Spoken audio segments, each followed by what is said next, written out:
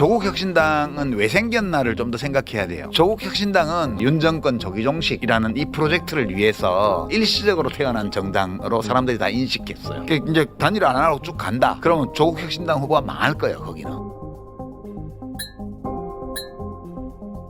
유시민 작가님도 다가올 10, 16 재보궐선거의 중요성에 대해 나름대로 의견이 있었던 것 같습니다.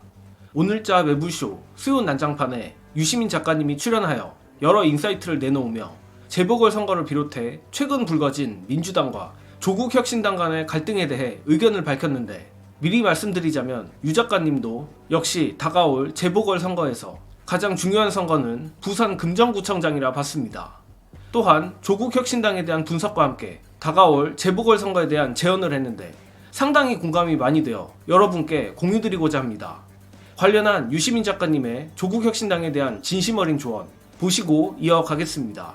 민주당이 이기는 것이 옳다, 조국혁신당이 이기는 것이 바람직하다, 이런 판단을 할 수가 없어요. 떠나서 이 조그만 당이 이 큰 당을 못 이겨요. 두 번째는 이제 조국혁신당은 왜 생겼나를 좀 더 생각해야 돼요. 조국혁신당은 윤 정권 조기종식이라는 이 프로젝트를 위해서 일시적으로 태어난 정당으로 사람들이 다 인식했어요. 근데 지금 정당이라는 건 함부로 만들면 안 돼. 그러니까 호남에서는 경쟁해도 돼요. 거기서는 그렇죠. 국힘당이 될 가능성이 없기 때문에 두 군데는 경쟁해도 되고 누가 돼도 상관없어요. 저는 그렇게 봐요. 네. 중요한 거는 금정구예요.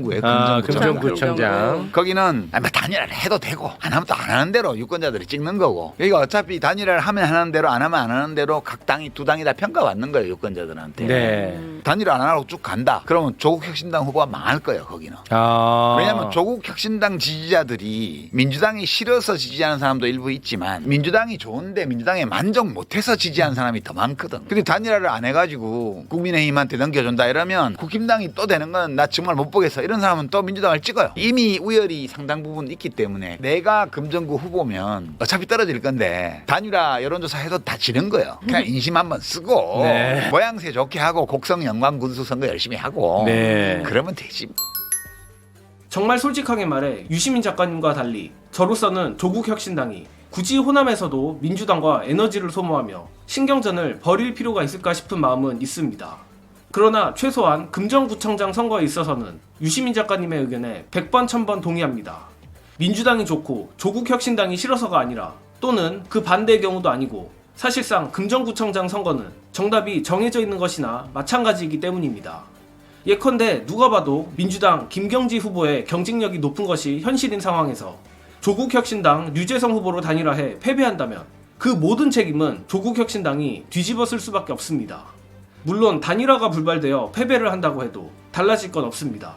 그러나 만에 하나 패배를 해도 민주당 김경지 후보로 단일화를 한다면 지지자들부터 언론들까지 패배의 이유를 공고한 지역주의에서 찾을 것이고, 그 누구도 민주진영 내의 분열을 원인으로 꼽지는 않을 겁니다. 즉 다시 말하지만 정답이 이미 정해져 있다는 것입니다. 고로 유 작가님이 말했듯이 조국혁신당으로선 지지자들이 왜 자신들을 지지하는지 늘 잘 파악해야 한다고 생각합니다.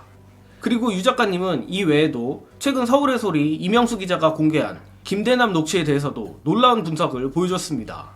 김대남의 녹취 텍스트에 드러난 정보로 현재 윤석열과 김건희, 대통령실이 어떤 상태인지 정확히 통찰한 것인데, 끝으로 유시민 작가님의 김대남 녹취에 대한 논평 안내드리며 이번 영상은 여기까지 하겠습니다. 시청해주신 여러분 감사합니다. 그러니까 대통령 권력의 핵심이 인사예요, 인사. 근데 결국은 검사들이 충성하는 것도 아직 대통령 임기가 많이 남아있고, 인사를 대통령이 기자회견했잖아. 그때 나와서 뉴라이트 독립기념관장에 대해서 뉴라이트 뭔지 난 잘 모르고 그냥 추천위원회에서 1순위로 오면 1순위로 하는 거고, 저기가 대통령 노릇을 안 하고 있다는 자백이잖아. 그러니까 인사를 딴 사람이 하고 있다는 뜻이에요. 대통령은 그냥 사인만 하는 거야. 그러니까 김대남처럼 대통령에 대한 충성심이나 존경심이 1도 없는 사람이 선임 행정관까지 했다는 거는 대통령실 인사조차도 대통령이 안 하는 거다. 하물며 그러면 내각이나 또 산하기관, 공공기관 이런 데는 말할 나위도 없다. 대통령을 보고 지라고 그러는 사람을 행정관으로 쓰는 인사를 하는데 그 무슨 대통령의 권력이 어디 있어요? 지금 대통령실만 있는 거지 사실 대통령의 권력은 공백 상태라고 봐야 돼요.